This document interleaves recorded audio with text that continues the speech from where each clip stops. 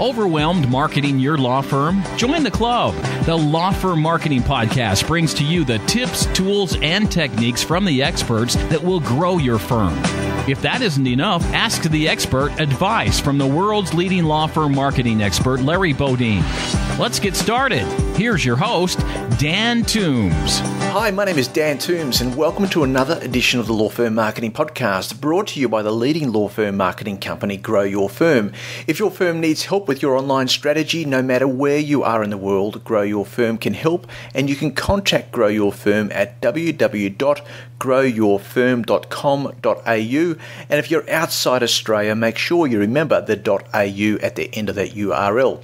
Now, if you haven't already expressed interest in subscribing to Fast Firms, the magazine, which brings to you the very latest tips and techniques and tools on growing your firm, as well as profiles on progressive law firms throughout the world, and of course contributions from experts such as Larry Bodine and others, then I urge you to do so. Simply visit www.fastfirms.com.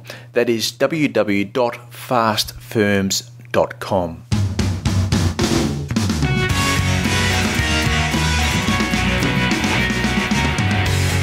With everybody now being accustomed to the slogan, content is king, and of course Google's latest algorithm changes, which reiterates the importance of content, most law firms are out there generating blogs, articles, white papers and the like, and syndicating them across a plethora of social media channels. But what is so often lacking is a content strategy that underpins not only the distribution of that content, but more importantly, who is this content for? Or in the words of Kristina Halvorson, does this content align with the business objectives of your firm? Kristina Halvorson is without a doubt the most recognised content strategist in the world, and in fact her name is often attributed to the birth of this rapidly evolving discipline. Kristina has just released the second edition of the quintessential guide to content strategy that is regarded by industry experts as a must-read. Kristina, thank you for joining me on the Law Firm Marketing Podcast. It's great to be here. Thanks for having me. Hey, Kristina, you started out as a copywriter. Was it the endless frustration of trying to get your voice heard over those who just wanted to talk design aesthetics that sort of prompted you into this whole world of content strategy? You know, it was really less that and more that every single time I was called into a project, they were calling me about, 6 weeks too late for me to really have any significant impact over content quality in the launch. They just, I found more and more that the answers that I needed as I dove into content development had not been acquired. The questions had never been asked. And so I just sort of started assertively pushing myself upstream in the process more and more. And suddenly I was doing sort of almost as much consulting as I was doing writing. And I thought, I'm talking about content from a strategic perspective. How's that? So that was really I really did back into it. Do you still sort of hear the, like the designers, try and sort of dominate sort of conversation around, web presence generally? Is that a sort of phenomenon that still exists? That's actually a really good question. I think that the answer sort of lies, the web first came into being. I think that we all saw it as a very visual medium and needed the technology to fuel it. And so we turned to our designers and our developers to create that presence for us online. Very quickly, I think people realized, this is a different kind of beast than just a brochure. There's information, there's, different sorts of organizations that we need to take into consideration with regard to content hierarchy and how the design translates from page to page and how we take care of that over time, how when we change one section of the site, how it affects another section of the site. And so I think that very quickly designers have, that they realize, wow, I can't do my job without the input of people who deal with those sorts of questions. And what I have found, because I have spoken to several audiences made up largely of designers and developers, is that they want support. They know the content is a tremendous problem and it's having a very negative impact. If you've got bad content, it doesn't matter how pretty your design is.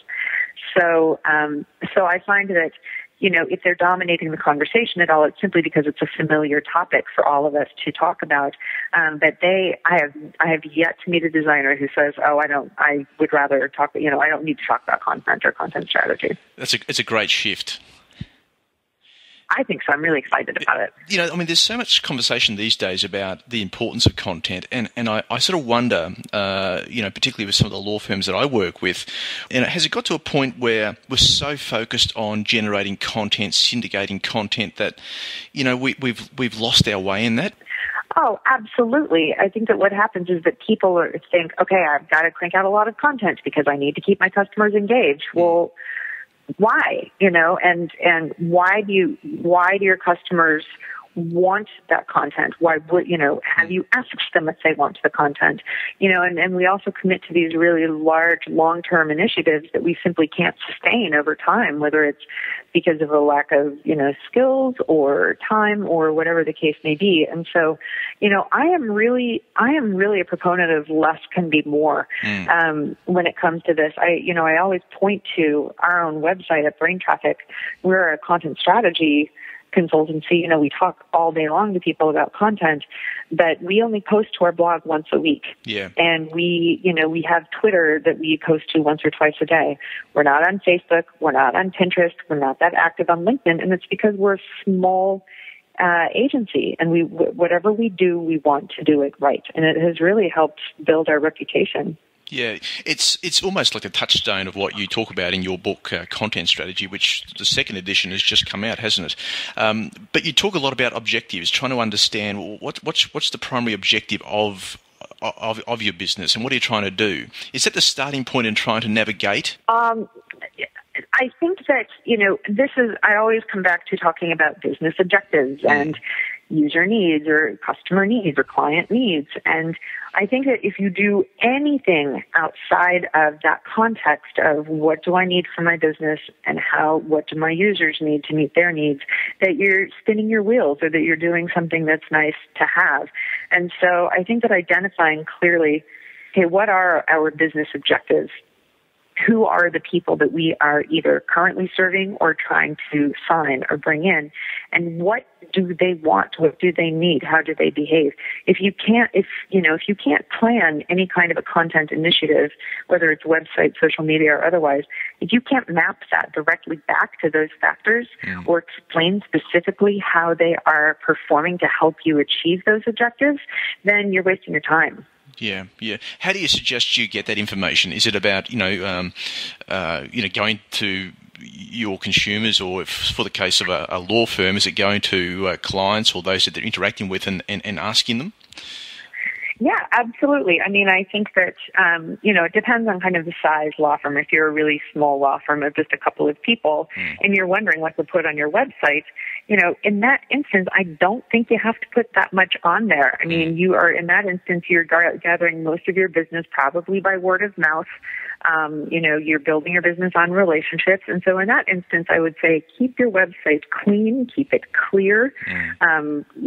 Don't clutter it up with a ton of content, because people are coming to your website looking for your phone number, and that's okay. I think if you are a mid-sized to large firm, to get at what it is that, and I should say, understanding that that's what your customer wants. They want your phone. www.lawfirmmarketingpodcast.com